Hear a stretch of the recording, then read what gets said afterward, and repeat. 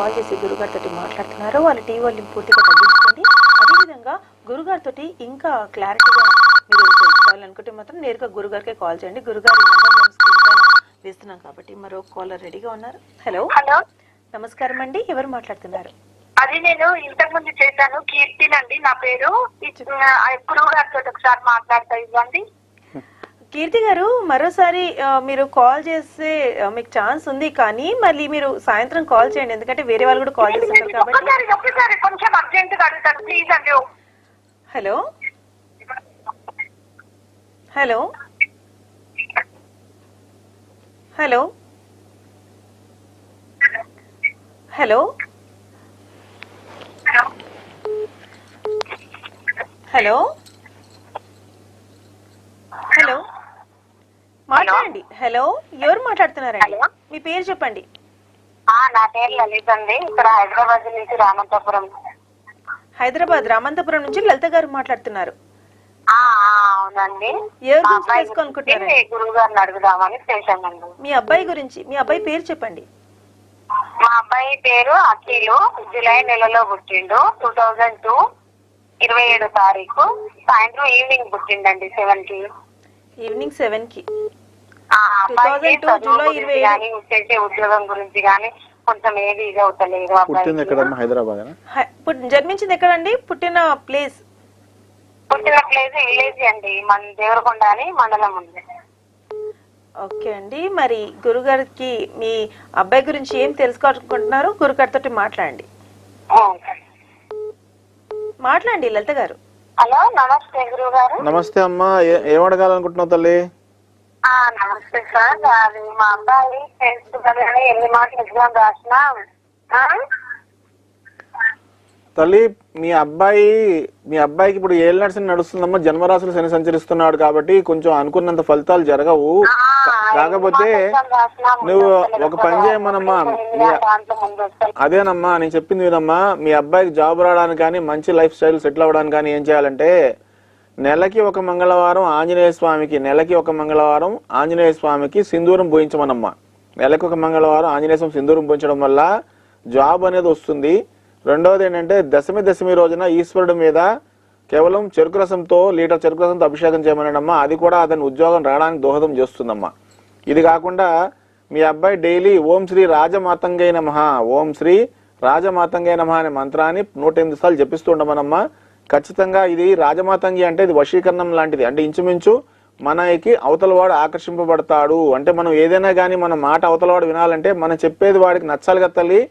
అలాగే మీ అబ్బాయి చెప్పే సమాధానాలు అవతల వాడికి నచ్చాలి, కొంచెం ఆకర్షింపబడడానికి ఈ మంత్రం హెల్ప్ చేస్తుంది. ఓం శ్రీ రాజమాతంగై నమః అనే ఈ మంత్రాన్ని జపిస్తూ ఉండాలమ్మా 108 సార్లు. ఇది ఉద్యోగాన్ని ఇప్పించడానికి, రేపొద్దున ఇంటర్వ్యూస్ లో సక్సెస్ సాధించడానికి ఎంతగానో హెల్ప్ చేస్తుంది. కాబట్టి ఈ పరిహారాలు చేసుకోమనండి, సరిపోతుందమ్మా. థ్యాంక్ యూ సో మచ్ అండి లలిత గారు. మరి మీ అబ్బాయి గురించి ఏవైతే మీరు అడిగి తెలుసుకోవాలనుకున్నారో మీకు సమాధానం దొరికిందని నేను కూడా అనుకుంటున్నాను. మరి మీరు ఇంకా విషయాలు తెలుసుకోవాలి అనుకుంటే మాత్రం నేరుగా గురుగారికి కాల్ చేయండి. సాయంత్రం వేళ గురుగారి నంబర్ మేము స్క్రీన్ పైన వేస్తున్నాం కాబట్టి ఎంతమంది కాలర్స్ ఉన్నారో అందరికీ ఒక విజ్ఞప్తి అండి. మీరు మరోసారి మళ్ళీ కాల్ చేస్తున్నారు సరే, బట్ వేరే వాళ్ళు కూడా ఉంటారండి లైన్లో కాల్ చేసి తెలుసుకోవాలని అనుకునే వాళ్ళు. సో ఒక్కసారి కాల్ చేసి మీరు అడిగే ప్రశ్నకి, మీ సమస్యకి చక్కటి సమాధానం కూడా ఇక్కడ గురుగారు చెప్తున్నారు కాబట్టి ఇంకా ఏవైనా సమస్యలు ఉన్నా సరే గురుగారికి నేరుగా మీరు కాల్ చేయొచ్చండి. మరి గురుగారు, మనం ఈరోజు వరలక్ష్మి వ్రతం కాబట్టి మనకి అయితే అంటే అమ్మా ఈ లక్ష్మీదేవి గురించి చెప్తున్నాం. అంటే ఇందాక దాస్యముక్తి అనేది, అంటే ఈ లక్ష్మీదేవి ఏంటంటే తల్లి, అంటే ఒకానొక సందర్భంలో మనం ప్రహ్లాదుడు గురించి సబ్జెక్ట్ చెప్తున్నాం. అంటే ప్రహ్లాదుడు అనేవాడు ఎవరికి? నారాయణ భక్తుడు, శ్రీ మహావిష్ణు భక్తుడు.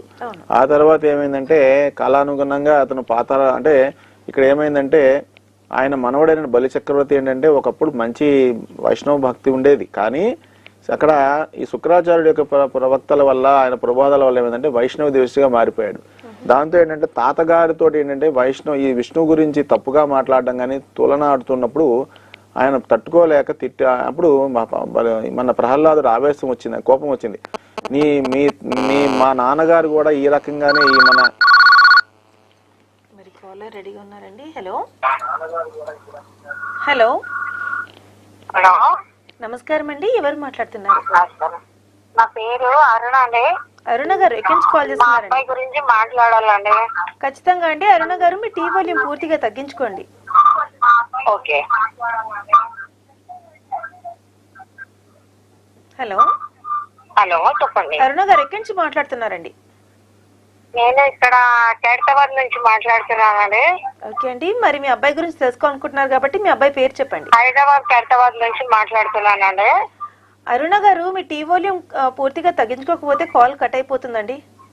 ఓకే ఓకే, చెప్పండి. మీ అబ్బాయి పేరు చెప్పండి. ప్రవీణ్ కుమార్ అండి. Date of birth? Date of birth 82 May 9.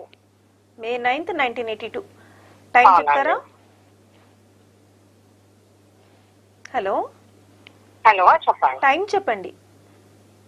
Hello, time చెప్పండి. సమయం, పుట్టిన టైం సమయం. అండి 11 to 12 లోపల అండి. రాత్రి కరెక్ట్ టైం లో 11 to 12 లోపల ఇంట్లోనే పుట్టాడు అండి అబ్బాయి. ఓకే అండి. మార్నింగ్ నైటా? మార్నింగ్ అండి. మార్నింగ్ 11 to 12 మధ్యలో. ఎక్కడ జన్మించారు? అవునండి, శనివారం అండి. ఎక్కడ జన్మించారు? ప్లేస్? ఇంట్లో ఇంట్లో ఏరియా అండి? అంటే ఖైరతాబాద్ హైదరాబాద్ లో ఉన్నా ఇంకా వేరే? చింతల్ బస్సి. చింతల్ బస్సీలో. సరే అండి అరుణ గారు, మరి మీ అబ్బాయి గురించి మీరు ఏం తెలుసుకోవాలనుకుంటున్నారో గురుగారికి తెలియచేయండి.